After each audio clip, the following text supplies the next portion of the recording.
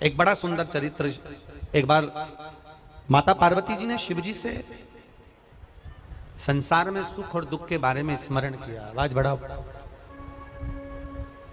शिव जी से सुख और दुख के विषय में माता पार्वती जी ने प्रश्न किया। थोड़ा ध्यान से सुनना, बड़ा अच्छा चरित्र। काशी में नंदन वन में भगवान शंकर और पार्वती बैठे हैं।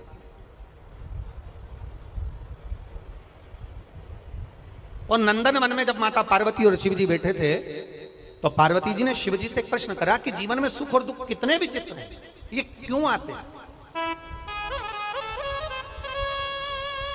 सुख मिला तो क्यों मिला और दुख मिला तो क्यों मिला? ये माता पार्वती जी ने शिव जी से प्रश्न किया। शंकर भगवान ने बड़े भाव से इस सुख दुख के चरित्र का वर्णन किया। शिव जी कहते हैं, सुनो पार्वती, मैं तुम्हें एक चरित्र सुनाता हूं। नंदनवन काशी में बैठे हैं।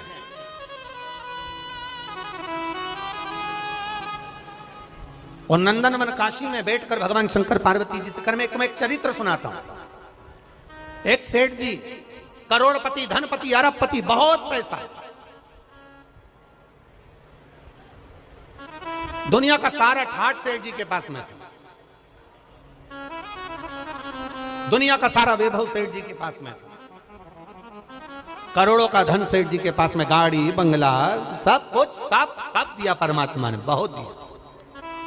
पर सेठ जी कंजूस थे और उन्होंने अपनी जिंदगी में आज तक एक चवन्नी का दान नहीं किया। कभी किसी को एक गिलास पानी नहीं पिलाया। रिश्तेदार भी अगर आ जाएं तो वो पानी ना पिलाए, भोजन ना कराए, तो रिश्तेदारों ने आना भी बंद कर दिया। कोई नहीं आता, कभी दान नहीं करा।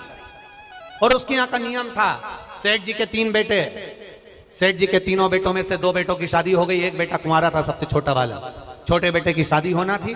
सेठ जी ने संबंध देखा और बच्चे का विवाह करा। छोटी बहू घर के अंदर आ गई। छोटी बहू आई तो घर की जो जेठानियां थी, दोनों जेठानियों ने छोटी बहू को अपने कमरे में बिठाया और बिठाकर समझाया, सुनो,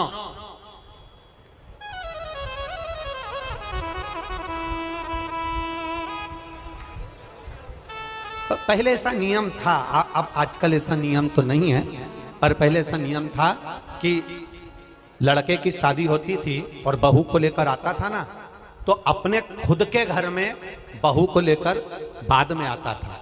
पहले उसको रुकने की व्यवस्था कोई रिश्तेदार के यहाँ, कोई नातेदार के यहाँ, कोई संबंधों के यहाँ, कोई पहचान वाले के यहाँ, उसको बहू को रखा जाता था। बोलो भोपाल में ऐसा था कि नहीं था? अरे बोलो, जम के तो बोलो, था ना ऐसा? लड़का शादी कर कर बहू को लेकर आया, सीधे अपने घर नहीं आया। पहले उसको कोई मित्र के आधिक पहचान वाले, दीदी, जीजा, बहनोई, नातेदार, रिश्तेदार, कुटुंब, कबीला, अड़ोसी पड़ोसी, रिश्तेदार वाला, उसके यहाँ पर उस बहू को, उस छोरे को, बहू बेटा को वहां रोका जाता। काहे के लिए रोकते थे? उसको रोकने का कारण क्या था? उसको रोकने का कारण केवल एक था। क्यों रोका जाता था? केवल एक कारण से कि बहू जब वहां पर आए तो उसको हमारे घर के बारे में हमारे रिश्तेदार सब बता दें कि तुम्हारी सास ऐसी है, तुम्हारे ससुर ऐसे हैं, तुम्हारा देवर ऐसा है, तुम्हारा जेठ ऐसा है, तुम्हारा परिवार ऐसा है। अब जो छोटी बहू आई है तो दोनों जेठानियों ने उससे मिला और मिलकर कहा, सुनो, हमारे ससुर का एक नियम बड़ा प्रबल है, उसको याद रखना। हमारे ससुर का नियम बड़ा तेज है, उसको याद रखना। कौन सा नियम? छोटी बहू ने पूछा कि तुम्हारे यहाँ का नियम क्या है? तो हमारे ससुर का एक नियम है, कभी जिंदगी में अगर घर में रहना है तो दान बिल्कुल, बोलो बोलो, जम के बोलो, नहीं करना। एक रोटी का भी दान मत करना। अगर डब्बे में रोटी बच जाए तो दूसरे दिन उस रोटी को मिक्सर में पीस के चूड़ा बना के खजाना पर गाय को भी मत देना। यह हमारे ससुर का नियम।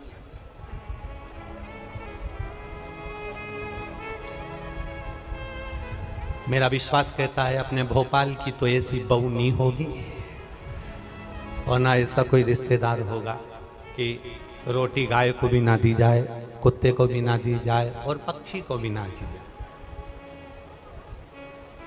एक विश्वास कहता है मेरा, भरोसा कहता है मेरा, और हमारा भरोसा यह कहता है कि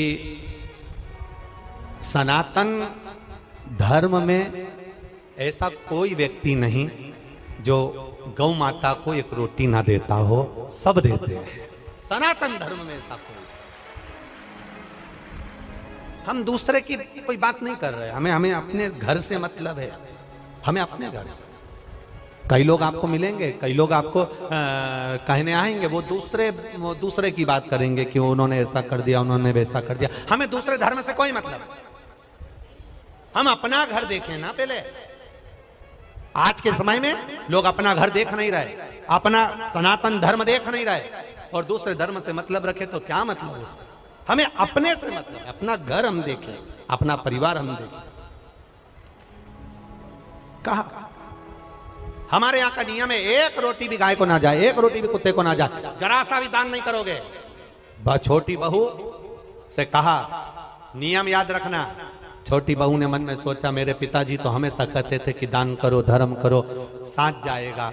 दान करोगे साथ जाएगा, रोटी खिलाओगे साथ जाएगा, किसी को पानी पिलाओगे साथ जाएगा। ये बाकी का तो सब यहीं छूट जाएगा। बाकी का जो तुमने दान धर्म पुण्य करा, कथा सुनी, स्मरण करा, कीर्तन करा, मंत्र जाप करा, दान दिया, यही तो साथ जाएगा। अब इस छोटी बहू के पिताजी ने ये समझाया था और ससुर जी कह रहे कि एक अन्न का दान नहीं होना चाहिए, 1 रुपया दान नहीं होना चाहिए। बड़ी बड़ी ठीक है,